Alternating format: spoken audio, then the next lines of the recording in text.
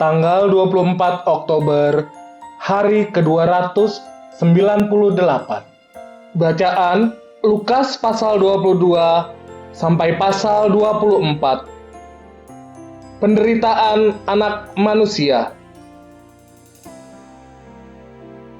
Garis besar, dalam catatannya tentang hari-hari penutupan pelayanan Yesus di bumi, Lukas memasukkan sejumlah perincian yang tidak diberikan oleh para penulis Injil lainnya.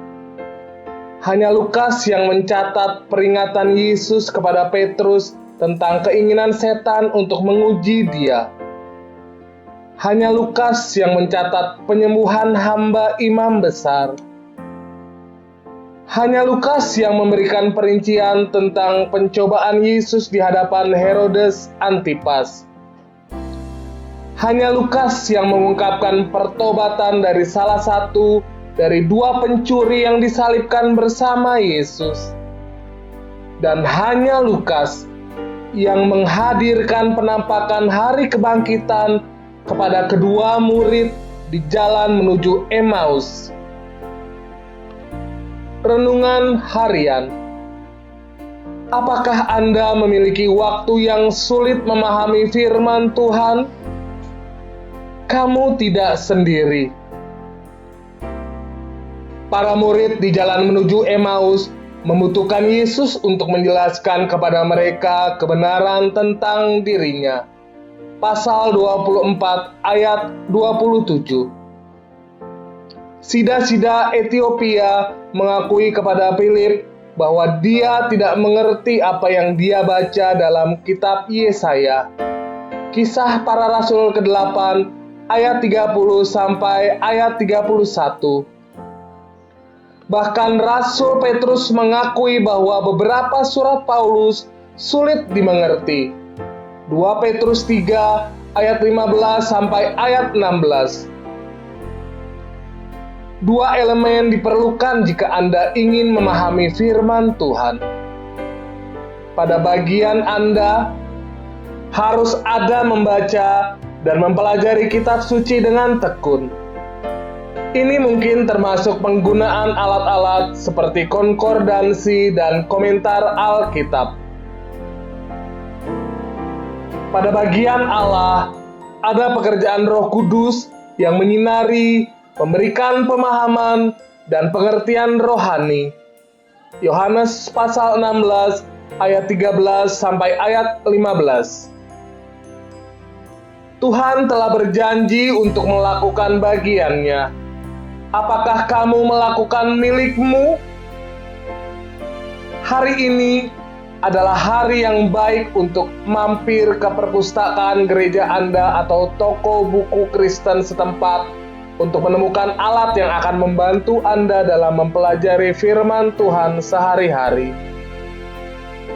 Ketika Anda tidak merasa ingin membaca Alkitab Anda, itulah waktu untuk membacanya. Pendalaman. Akhir volume 1, awal volume 2. Lukas 24 ayat 51. Lukas menutup Injilnya tentang anak Allah yang berinkarnasi dengan sebuah laporan tentang kenaikan Yesus ke surga. Pasal 24 ayat 51. Persis peristiwa yang sama yang akan dia gunakan untuk membuka laporannya yang berkelanjutan tentang Kisah Para Rasul. Kisah Para Rasul 1 ayat 1 sampai ayat 2. Amin. Tuhan Yesus memberkati.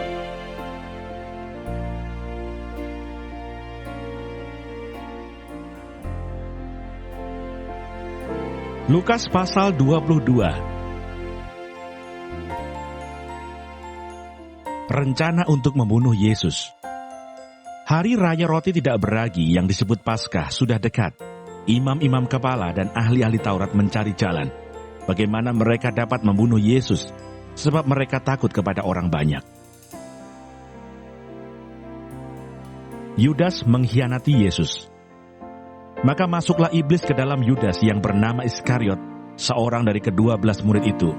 Lalu pergilah Yudas kepada imam-imam kepala dan kepala-kepala pengawal bait Allah dan berunding dengan mereka bagaimana ia dapat menyerahkan Yesus kepada mereka. Mereka sangat gembira dan bermufakat untuk memberikan sejumlah uang kepadanya. Ia menyetujuinya, dan mulai dari waktu itu, ia mencari kesempatan yang baik untuk menyerahkan Yesus kepada mereka tanpa setahu orang banyak.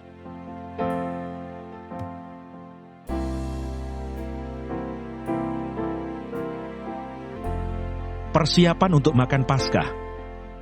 Maka tibalah hari raya roti tidak beragi, yaitu hari di mana orang harus menyembelih domba Paskah. Lalu Yesus menyuruh Petrus dan Yohanes katanya, "Pergilah, persiapkanlah perjamuan Paskah bagi kita, supaya kita makan." Kata mereka kepadanya, "Di manakah engkau kehendaki kami mempersiapkannya?" Jawabnya, "Apabila kamu masuk ke dalam kota, kamu akan bertemu dengan seorang yang membawa kendi berisi air. Ikutilah dia ke dalam rumah yang dimasukinya, dan katakanlah kepada tuan rumah itu, 'Guru bertanya kepadamu, di manakah ruangan tempat aku bersama-sama dengan murid-muridku akan makan Paskah?' Lalu orang itu akan menunjukkan kepadamu sebuah ruangan atas yang besar yang sudah lengkap. Disitulah kamu harus mempersiapkannya." Maka berangkatlah mereka dan mereka mendapati semua seperti yang dikatakan Yesus kepada mereka. Lalu mereka mempersiapkan Paskah.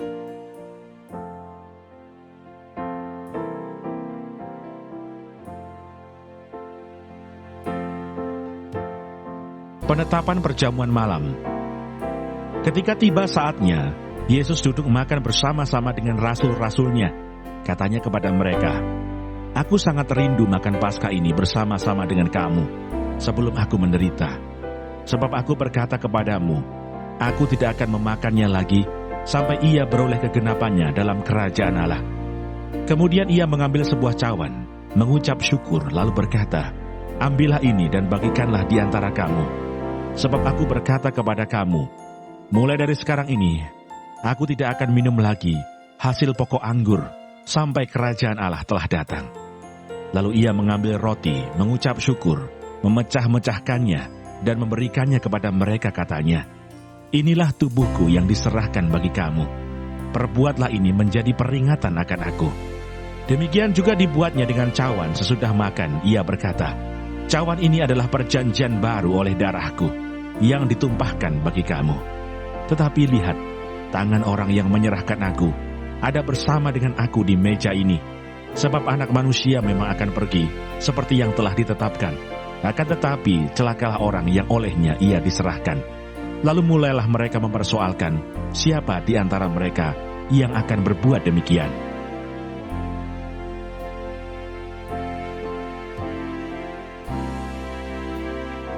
Percakapan waktu perjamuan malam.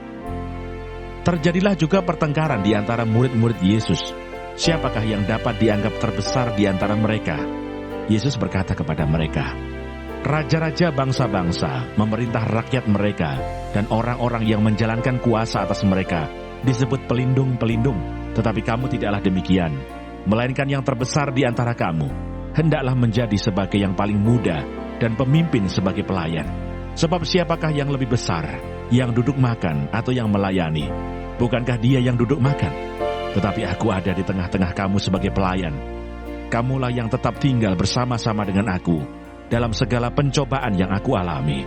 Dan aku menentukan hak-hak kerajaan bagi kamu, sama seperti Bapakku menentukannya bagiku. Bahwa kamu akan makan dan minum semeja dengan aku di dalam kerajaanku, dan kamu akan duduk di atas tahta untuk menghakimi kedua-belah suku Israel. Simon, Simon, lihat, iblis telah menuntut untuk menampi kamu seperti gandum. Tetapi aku telah berdoa untuk engkau, supaya imanmu jangan gugur. Dan engkau, jikalau engkau sudah insaf, kuatkanlah saudara-saudaramu." Jawab Petrus, "Tuhan, aku bersedia masuk penjara dan mati bersama-sama dengan engkau." Tetapi Yesus berkata, "Aku berkata kepadamu Petrus, hari ini ayam tidak akan berkokok sebelum engkau 3 kali menyangkal bahwa engkau mengenal aku." Lalu ia berkata kepada mereka, "Ketika aku mengutus kamu dengan tiada membawa pundi-pundi, bekal dan kasut, adakah kamu kekurangan apa-apa?" Jawab mereka, "Suatu pun tidak." Katanya kepada mereka, "Tetapi sekarang ini siapa yang mempunyai pundi-pundi, hendaklah ia membawanya." Demikian juga yang mempunyai bekal, dan siapa yang tidak mempunyainya, hendaklah ia menjual jubahnya dan membeli pedang. Sebab aku berkata kepadamu, bahwa nas kitab suci ini harus digenapi padaku. Ia akan terhitung di antara pemberontak-pemberontak. Sebab apa yang tertulis tentang aku sedang digenapi, kata mereka. Tuhan, ini 2 pedang, jawabnya. Sudah cukup.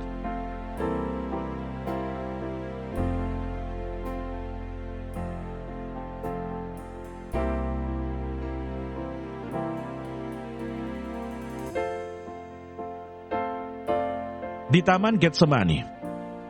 Lalu pergilah Yesus keluar kota dan sebagaimana biasa, ia menuju Bukit Zaitun. Murid-muridnya juga mengikuti dia. Setelah tiba di tempat itu, ia berkata kepada mereka, "Berdoalah supaya kamu jangan jatuh ke dalam pencobaan." Kemudian ia menjauhkan diri dari mereka, kira-kira sepelempar batu jaraknya. Lalu ia berlutut dan berdoa, katanya, "Ya Bapa-Ku, jikalau Engkau mau, ambillah cawan ini daripadaku. Tetapi bukanlah kehendakku, melainkan kehendak-Mu lah yang terjadi." Maka seorang malaikat dari langit menampakkan diri kepadanya untuk memberi kekuatan kepadanya. Ia sangat ketakutan dan makin bersungguh-sungguh berdoa. Peluhnya menjadi seperti titik-titik darah yang bertetesan ke tanah. Lalu ia bangkit dari doanya dan kembali kepada murid-muridnya. Tetapi ia mendapati mereka sedang tidur karena duka cita. Katanya kepada mereka, "Mengapa kamu tidur? Bangunlah dan berdoalah, supaya kamu jangan jatuh ke dalam pencobaan."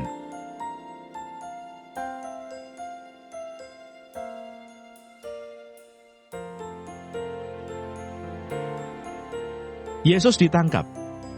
Waktu Yesus masih berbicara, datanglah serombongan orang, sedang muridnya yang bernama Yudas, seorang dari ke-12 murid itu, berjalan di depan mereka. Yudas mendekati Yesus untuk menciumnya. Maka kata Yesus kepadanya, "Hai Yudas, engkau menyerahkan Anak Manusia dengan ciuman." Ketika mereka yang bersama-sama dengan Yesus melihat apa yang akan terjadi, berkatalah mereka, "Tuhan, mestikah kami menyerang mereka dengan pedang?" Dan seorang dari mereka menyerang hamba imam besar, sehingga putus telinga kanannya. Tetapi Yesus berkata, "Sudahlah itu." Lalu ia menjamah telinga orang itu dan menyembuhkannya. Maka Yesus berkata kepada imam-imam kepala dan kepala-kepala pengawal bait Allah, serta tua-tua yang datang untuk menangkap dia, katanya, "Sangkamu aku ini penyamun, maka kamu datang lengkap dengan pedang dan pentung. Padahal tiap-tiap hari aku ada di tengah-tengah kamu, di dalam bait Allah, dan kamu tidak menangkap aku. Tetapi inilah saat kamu, dan inilah kuasa kegelapan itu."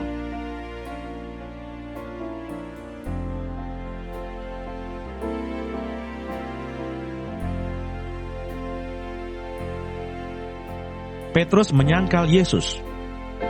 Lalu Yesus ditangkap dan dibawa dari tempat itu. Ia digiring ke rumah imam besar, dan Petrus mengikut dari jauh. Di tengah-tengah halaman rumah itu orang memasang api, dan mereka duduk mengelilinginya. Petrus juga duduk di tengah-tengah mereka. Seorang hamba perempuan melihat dia duduk dekat api. Ia mengamat-amatinya, lalu berkata, "Juga orang ini bersama-sama dengan dia?" Tetapi Petrus menyangkal, katanya, "Bukan, aku tidak kenal dia."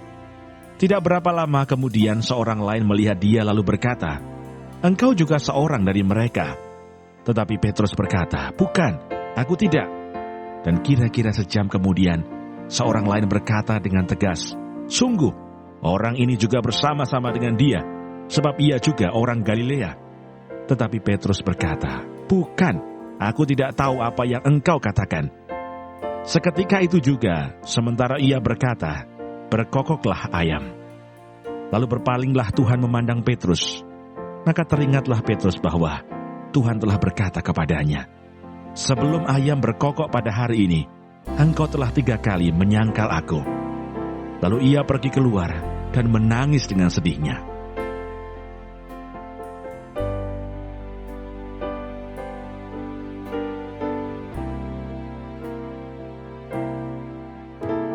Yesus di hadapan mahkamah agama.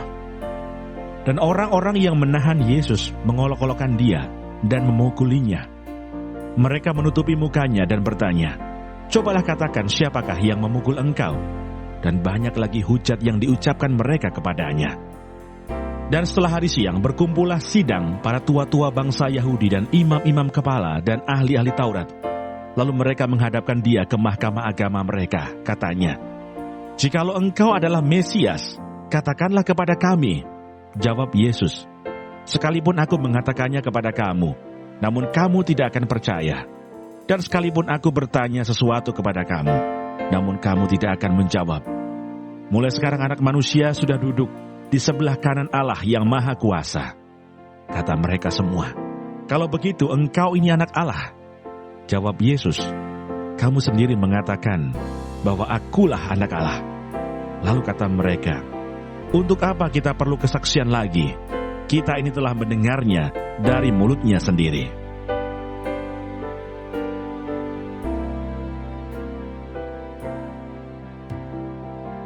Lukas pasal 23.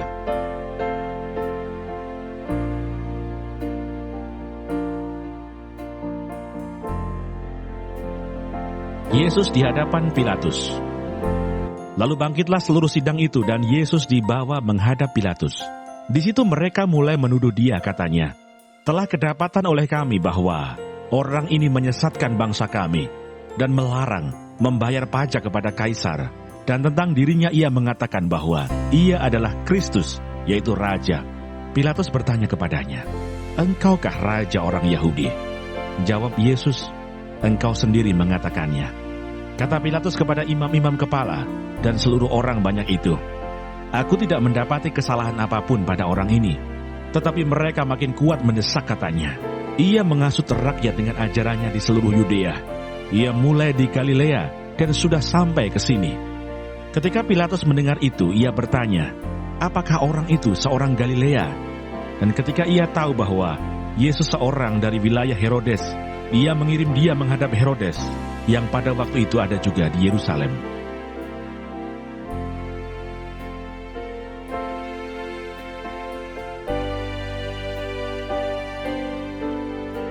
Yesus di hadapan Herodes. Ketika Herodes melihat Yesus, ia sangat girang, sebab sudah lama ia ingin melihatnya, karena ia sering mendengar tentang dia. Lagi pula ia mengharapkan melihat bagaimana Yesus mengadakan suatu tanda. Ia mengajukan banyak pertanyaan kepada Yesus, tetapi Yesus tidak memberi jawaban apapun.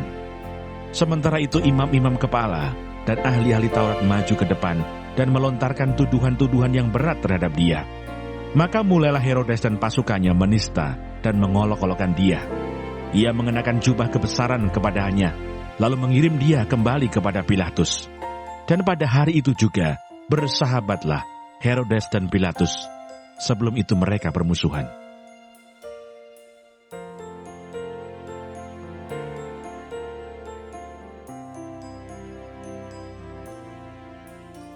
Yesus kembali di hadapan Pilatus. Lalu Pilatus mengumpulkan imam-imam kepala dan pemimpin-pemimpin serta rakyat dan berkata kepada mereka, "Kamu telah membawa orang ini kepadaku sebagai seorang yang menyesatkan rakyat. Kamu lihat sendiri bahwa aku telah memeriksanya, dan dari kesalahan-kesalahan yang kamu tuduhkan kepadanya, tidak ada yang kudapati padanya. Dan Herodes juga tidak, sebab ia mengirimkan dia kembali kepada kami. Sesungguhnya tidak ada suatu apapun yang dilakukannya yang setimpal dengan hukuman mati. Jadi aku akan menghajar dia lalu melepaskannya. Sebab ia wajib melepaskan seorang bagi mereka pada hari raya itu." Tetapi mereka berteriak bersama-sama, "Enyahkanlah dia, lepaskanlah Barabas bagi kami." Barabas ini dimasukkan ke dalam penjara berhubung dengan suatu pemberontakan yang telah terjadi di dalam kota dan karena pembunuhan. Sekali lagi Pilatus berbicara dengan suara keras kepada mereka, karena ia ingin melepaskan Yesus. Tetapi mereka berteriak membalasnya, katanya, "Salibkanlah dia, salibkanlah dia." Kata Pilatus untuk ketiga kalinya kepada mereka, "Kejahatan apa yang sebenarnya telah dilakukan orang ini? Tidak ada suatu kesalahan pun yang kudapati padanya yang setimpal dengan hukuman mati. Jadi aku akan menghajar dia lalu melepaskannya." Tetapi dengan berteriak mereka mendesak dan menuntut supaya ia disalibkan. Dan akhirnya mereka menang dengan teriak mereka. Lalu Pilatus memutuskan supaya tuntutan mereka dikabulkan. dan ia melepaskan orang yang dimasukkan ke dalam penjara karena pemberontakan dan pembunuhan itu, sesuai dengan tuntutan mereka. Tetapi Yesus diserahkannya kepada mereka untuk diperlakukan semau-maunya.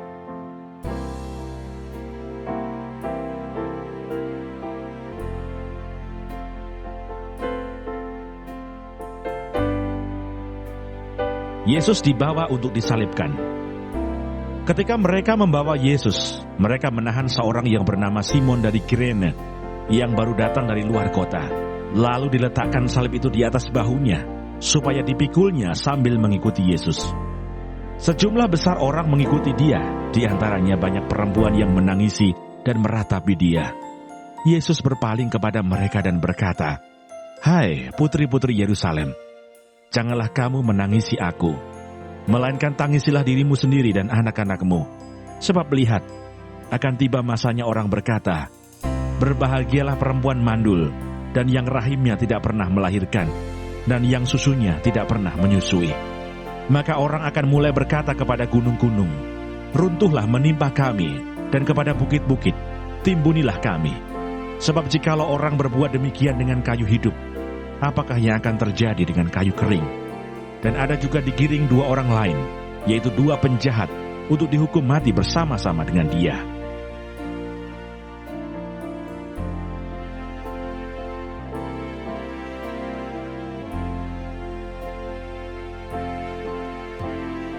Yesus disalibkan.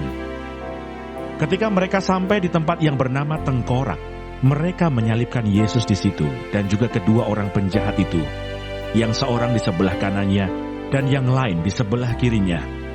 Yesus berkata, "Ya Bapa, ampunilah mereka, sebab mereka tidak tahu apa yang mereka perbuat." Dan mereka membuang undi untuk membagi pakaiannya. Orang banyak berdiri di situ dan melihat semuanya. Pemimpin-pemimpin mengejek dia, katanya, "Orang lain ia selamatkan, biarlah sekarang ia menyelamatkan dirinya sendiri. Jika ia adalah Mesias, orang yang dipilih Allah." Juga prajurit-prajurit mengolok-olokkan dia. Mereka mengunjukkan anggur asam kepadanya dan berkata, "Jika engkau adalah raja orang Yahudi, selamatkanlah dirimu." Ada juga tulisan di atas kepalanya, "Inilah raja orang Yahudi." Seorang dari penjahat yang digantung itu menghujat dia, katanya, "Bukankah engkau adalah Kristus? Selamatkanlah dirimu dan kami." Tetapi yang seorang menegur dia, katanya, "Tidakkah engkau takut juga tidak kepada Allah, sedang engkau menerima hukuman yang sama? Kita memang selayaknya dihukum, sebab kita menerima balasan yang setimpal dengan perbuatan kita. Tetapi orang ini tidak berbuat sesuatu yang salah." Lalu ia berkata, "Yesus, ingatlah akan aku apabila engkau datang sebagai raja." Kata Yesus kepadanya, "Aku berkata kepadamu, sesungguhnya hari ini juga engkau akan ada bersama-sama dengan aku di dalam Firdaus."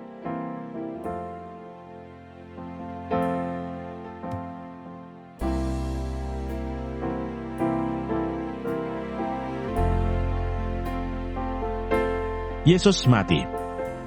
Ketika itu hari sudah kira-kira jam 12. Lalu kegelapan meliputi seluruh daerah itu sampai jam 3. Sebab matahari tidak bersinar dan tabir bait suci terbelah dua. Lalu Yesus berseru dengan suara nyaring, "Ya Bapa, ke dalam tanganmu kuserahkan nyawaku."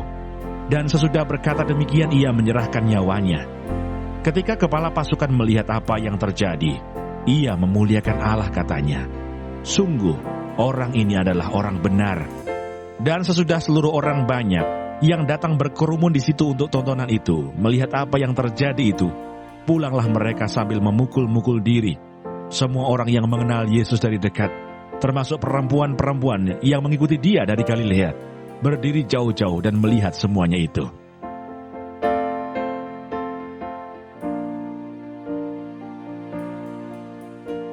Yesus dikuburkan. Adalah seorang yang bernama Yusuf. Ia anggota majelis besar dan seorang yang baik lagi benar. Ia tidak setuju dengan putusan dan tindakan majelis itu. Ia berasal dari Arimatea, sebuah kota Yahudi, dan ia menanti-nantikan kerajaan Allah. Ia pergi menghadap Pilatus dan meminta mayat Yesus.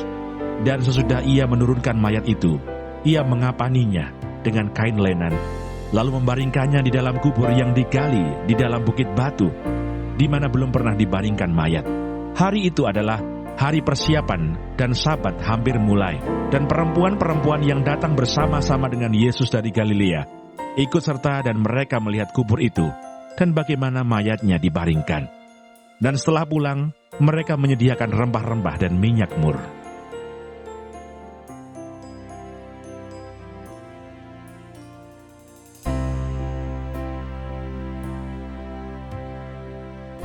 Lukas pasal 24.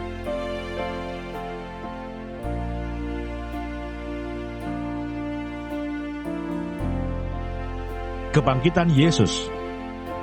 Dan pada hari Sabat mereka beristirahat menurut hukum Taurat. Tetapi pagi-pagi benar pada hari pertama minggu itu, mereka pergi ke kubur, membawa rempah-rempah yang telah disediakan mereka. Mereka mendapati batu sudah terguling dari kubur itu. Dan setelah masuk, mereka tidak menemukan mayat Tuhan Yesus. Sementara mereka berdiri termangu-mangu karena hal itu, tiba-tiba ada dua orang berdiri dekat mereka, memakai pakaian yang berkilau-kilauan. Mereka sangat ketakutan dan menundukkan kepala. Tetapi kedua orang itu berkata kepada mereka, "Mengapa kamu mencari Dia yang hidup di antara orang mati? Ia tidak ada di sini. Ia telah bangkit. Ingatlah apa yang dikatakannya kepada kamu ketika Ia masih di Galilea, yaitu bahwa Anak Manusia harus diserahkan ke tangan orang-orang berdosa dan disalibkan, dan akan bangkit pada hari yang ketiga." Maka teringatlah mereka akan perkataan Yesus itu. Dan setelah mereka kembali dari kubur, mereka menceritakan semuanya itu kepada ke-11 murid dan kepada semua saudara yang lain. Perempuan-perempuan itu ialah Maria dari Magdala dan Yohana dan Maria ibu Yakobus, dan perempuan-perempuan lain juga yang bersama-sama dengan mereka memberitahukannya kepada rasul-rasul. Tetapi bagi mereka perkataan-perkataan itu seakan-akan omong kosong, dan mereka tidak percaya kepada perempuan-perempuan itu. Sungguh pun demikian Petrus bangun, lalu cepat-cepat pergi ke kubur itu. Ketika ia menjenguk ke dalam, ia melihat hanya kain kapan saja. Lalu ia pergi, dan ia bertanya dalam hatinya, apa yang kiranya telah terjadi.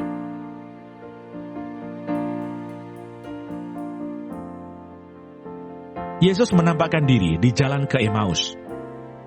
Pada hari itu juga dua orang dari murid-murid Yesus pergi ke sebuah kampung bernama Emmaus, yang terletak kira-kira 7 mil jauhnya dari Yerusalem. Dan mereka bercakap-cakap tentang segala sesuatu yang telah terjadi. Ketika mereka sedang bercakap-cakap dan bertukar pikiran, datanglah Yesus sendiri mendekati mereka, lalu berjalan bersama-sama dengan mereka. Tetapi ada sesuatu yang menghalangi mata mereka, sehingga mereka tidak dapat mengenal Dia. Yesus berkata kepada mereka, "Apakah yang kamu percakapkan sementara kamu berjalan?" Maka berhentilah mereka dengan muka muram. Seorang dari mereka namanya Kleopas menjawabnya, "Adakah engkau satu-satunya orang asing di Yerusalem yang tidak tahu apa yang terjadi di situ pada hari-hari belakangan ini?" Katanya kepada mereka. "Apakah itu?" Jawab mereka, "Apa yang terjadi dengan Yesus orang Nazaret? Dia adalah seorang nabi yang berkuasa dalam pekerjaan dan perkataan di hadapan Allah dan di depan seluruh bangsa kami.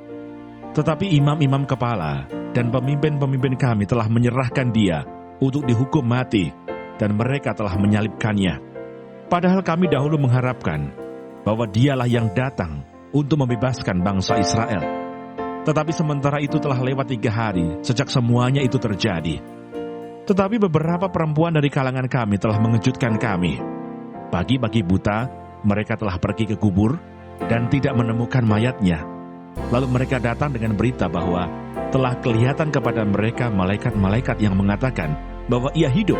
Dan beberapa teman kami telah pergi ke kubur itu dan mendapati bahwa memang benar yang dikatakan perempuan-perempuan itu, tetapi Dia tidak mereka lihat.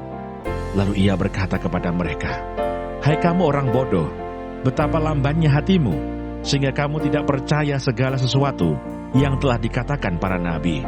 Bukankah Mesias harus menderita semuanya itu untuk masuk ke dalam kemuliaannya?"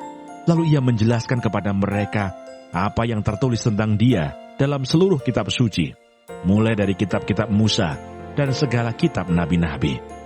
Mereka mendekati kampung yang mereka tuju. Lalu ia berbuat seolah-olah hendak meneruskan perjalanannya. Tetapi mereka sangat mendesaknya, katanya, "Tinggallah bersama-sama dengan kami, sebab hari telah menjelang malam, dan matahari hampir terbenam." Lalu masuklah ia untuk tinggal bersama-sama dengan mereka. Waktu ia duduk makan dengan mereka, ia mengambil roti, mengucap berkat, lalu memecah-mecahkannya, dan memberikannya kepada mereka. Ketika itu terbukalah mata mereka, dan mereka pun mengenal dia, tetapi ia lenyap dari tengah-tengah mereka. Kata mereka seorang kepada yang lain, "Bukankah hati kita berkobar-kobar ketika ia berbicara dengan kita di tengah jalan, dan ketika ia menerangkan kitab suci kepada kita?" Lalu bangunlah mereka dan terus kembali ke Yerusalem. Di situ mereka mendapati ke-11 murid itu. Mereka sedang berkumpul bersama-sama dengan teman-teman mereka. Kata mereka itu, "Sesungguhnya Tuhan telah bangkit dan telah menampakkan diri kepada Simon."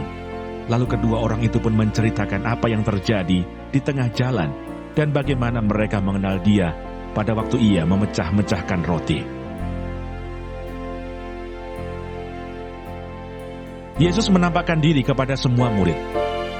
Dan sementara mereka bercakap-cakap tentang hal-hal itu, Yesus tiba-tiba berdiri di tengah-tengah mereka dan berkata kepada mereka, "Damai sejahtera bagi kamu."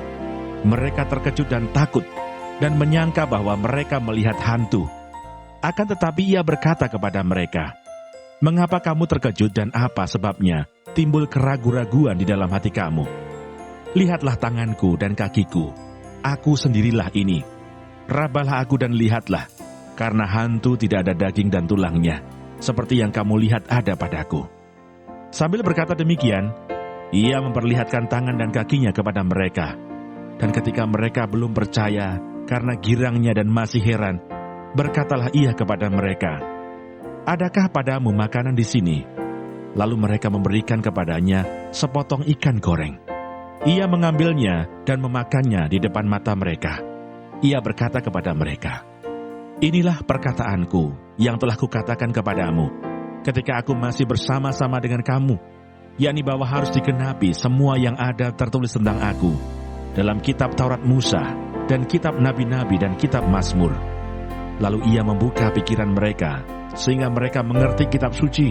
Katanya kepada mereka, "Ada tertulis demikian, Mesias harus menderita dan bangkit dari antara orang mati pada hari yang ketiga.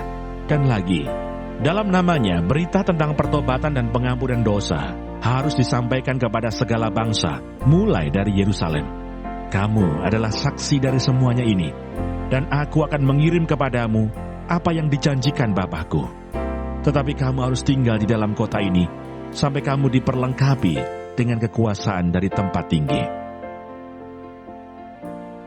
Kenaikan Yesus.